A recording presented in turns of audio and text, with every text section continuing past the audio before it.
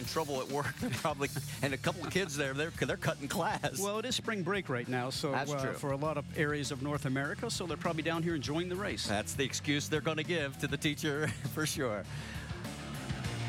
All right, we've still got teams that are changing tires, so we are just moments away from getting the cars started. We talked to one of the legends of the sport. How about another, A.J. Foyt? Well, Marty, A.J. Foyt and this race team, one of the few teams, about a handful of drivers that will be starting this race now on the sticker blacks instead of the reds, now that this has been declared a dry race. A.J., the conditions certainly a lot different here than what we've had during the course of the weekend in practice and qualifying. What went into your decision-making in regards to starting on the blacks other than the reds? Because you had to make this decision a couple days ago. Well, we had to, and the other day when it was hot, it seemed like the reds started giving up after about 10 to 15 laps, and we had the same problem last year. So with us having to start in the back and have to charge, I felt like the blacks would be more safer for us, and we'll keep charging until, you know, the first pit stop, and then we'll make a decision then. But I just felt like when we'd run the reds the other day, they give up on us about 8 or 9 laps.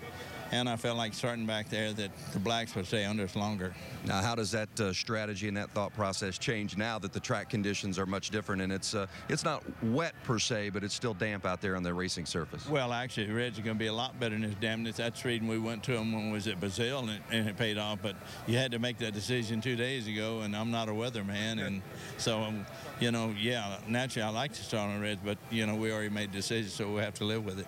Special talk then with Vitor about how he should approach these early laps on the blacks compared to what everyone else has with the reds? Well, it's really not that much difference. It's just a little bit harder, it seemed like, and it takes a little bit longer to get temperature up. So he's a pretty cautious driver, and he knows what to do. So he's in that cockpit. I'm not. I'll let him make them decisions. Oh, well, how about that? Letting Vitor make the decisions, AJ. We'll keep an eye on how Vitor starts the start of this race on those blacks. And as we said, a couple of other drivers that are on the blacks to start, guys. Of course, we mentioned Vitor, Dan Weldon, Rafa Matos, also on the blacks. Danica Patrick will start on the blacks as well. So, Marty, about a handful of drivers will be on the blacks as compared to the reds here at the start. All right, thanks, Vince. You wanted to add something? Well, and when he said, you know, 2 days ago I had to make a decision. After qualifying in the IRL rules, you have to declare what tires you are going to use, reds or blacks. And now that it's gone back to being a dry race, then you can go ahead and have to follow that rule. So if you chose blacks, you're starting on blacks today. If you chose red, you can start on reds. And in this scenario right now, obviously, a lot of people would rather have the reds, I believe. Tony Kanaan going to be on the reds, as well as our pole sitter, Will Power. And, of course, putting a period on Vitor Meira's story, coming back from that fractured back at Indianapolis last year, his first race back. He comes back at Sao Paulo in front of the home country fans and finishes on the podium for the first time for A.J. Foyt. And I've spoken to Vitor, and when you come back from injury, because I've had this twice in my career with 2 broken backs, there's a lot of time sitting out. There's a lot of doubt in your mind whether you'll be physically fit by the time you get back into the race car with the high Gs that you have. And the second question comes in mind, and even Will Power said this after his broken back over at Infineon last year, you wonder if you will be quick enough. And both these drivers have proven that they can get past both those obstacles. So Vitor Meira on the blacks. As you can see, the skies are clear, and the crowd that has returned is going to be rewarded with 100 laps around this 1.8-mile, 14-turn street course here on the streets of St. Petersburg. Let's go trackside to fire the engines.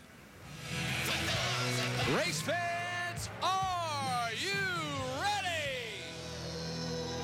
It's now time for those most famous words in motorsports. Please welcome back Command Sergeant Major Marvin L. Hill as he gives the command. Command Sergeant Major Marvin Hill.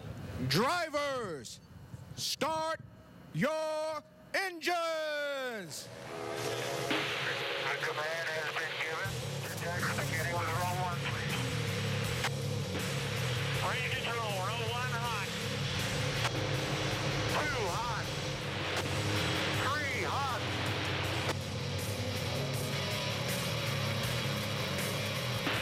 5 hot. 6 hot. 7 hot. 8 hot.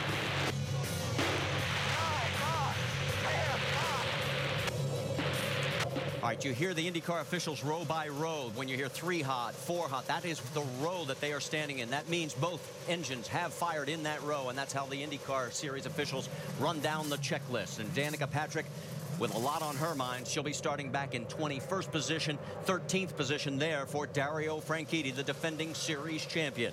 And they'll all be chasing pole sitter Will Power.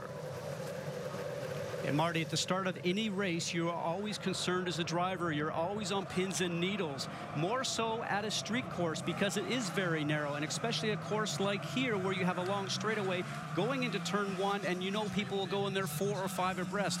You just want to survive turn 1. Well, now put this into the slick conditions that we have with the very greasy racetrack because of the rain. The rubber is off the track, as you talked about before. It's going to be a challenge for all of these drivers just to get through the first lap. And the guy that has to lead the first lap will be probably Will Power. He's going to be the guinea pig out there to show the rest of the drivers just how slippery the racetrack is. All right, this is the first of 4 pace laps where the drivers will get a chance to take a look at the entire racetrack. When we come back, we will go green, albeit one day late in St. Pete. Back here on the streets of St. Petersburg, we're getting ready for the start of the second race of the 2010 IndyCar season. We've got a total of 6 onboard cameras for you. As there you go from the top left, Elio Castroneves with the IZOD onboard, Dan Weldon with the National Guard, Danica Patrick, GoDaddy.com, Dario Franchitti with Firestone, Marco Andretti with the Venom Energy Drink on board, and Ryan Hunter-Ray with an IZOD onboard camera. Starting grid is going to come across the top of your screen, and yes, that is Milka Duno, and she spun on the pace lap in turn 13 and 14. We can tell you that only 4 drivers have gone with the primary black tires. Those 4, Dan Weldon, Vitor Meira, Danica Patrick, and Rafa Matos. They are all in the bottom half of the field. Everyone else in this 24-car field is on reds.